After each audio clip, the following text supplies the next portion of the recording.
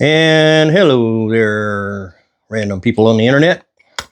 So, if you watched the last video, which showed that I was going to do a repair for a friend of mine, we'll call him Mark. And Mark had a drawer, and the bottom fell through because they put something too heavy and the material was too thin. Go back and watch the other video if you want to see all that. In any event, I cut the piece for it, but I wanted to show you a little, I don't know, a hack, I guess they'd call it, of trying to get inside measurements. So let's take a look here. Our plywood would have to go from here to here, and measuring that on the inside gets to be problematic, especially when both sides are closed off like these are, because if you take a regular tape measure and try to measure that, there's a lot of guesswork going on there. No matter how you do it, you really can't measure it that well. So if you'll take your two little pieces like this and put one piece in this side, slide the other one over and put it in that side, okay, and make your little mark right here, then you can take the pieces out, line up your little mark right there, and measure this instead.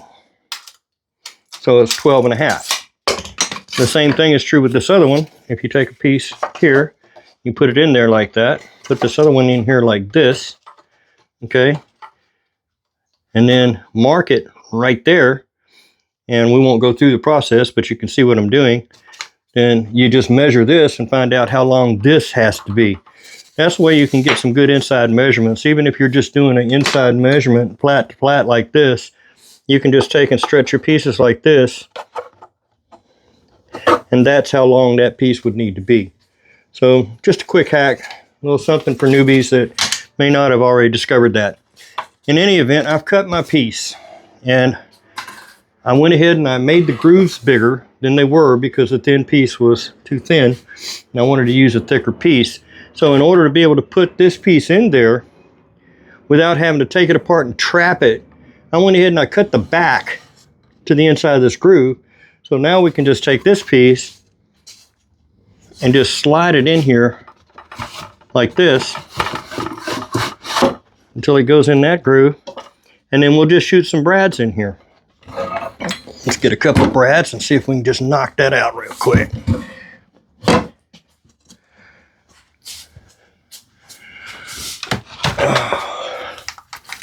While we're on the topic of brads, I did want to say there's something that you need to know about brads. And I'll just use these to show you. You have to get really, really close to see it.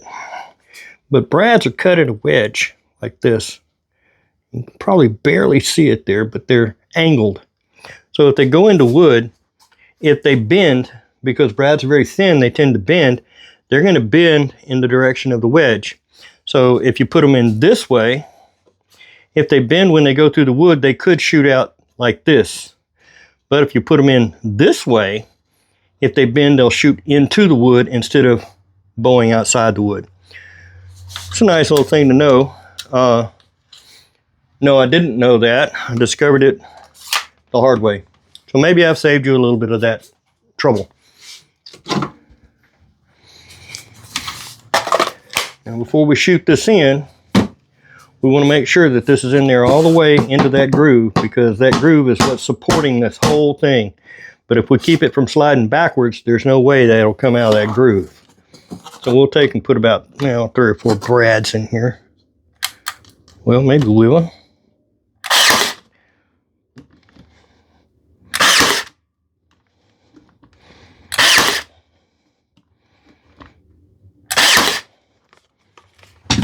Now, let's flip that sucker over. That's going to slide into the hole like it's supposed to. And it would take quite a bit of force to make that bottom drop out again. So Mark, if you're watching, your drawer's fixed and it's ready to be put back into the cabinet. For all you other people, those random people out there on the internet, this is an easy fix. If you have a drawer that the bottom fell out of, well, take a look at this video. Maybe you'll figure out how you can put that back together in such a way that it will not be an issue again. So for now, I appreciate all your views, all your shares.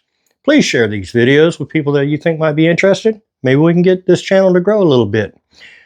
Hit that like button. Let me know that you're out there. And hey, leave a comment now and then and tell me what you like and what you don't like.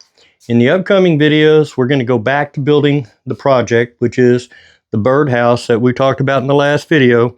It's going to be made out of mesquite wood. It's going to be coated with a clear coat, and I think it's going to come out pretty spiffy. In any event, thanks for watching. Have a great day, and as always, be safe.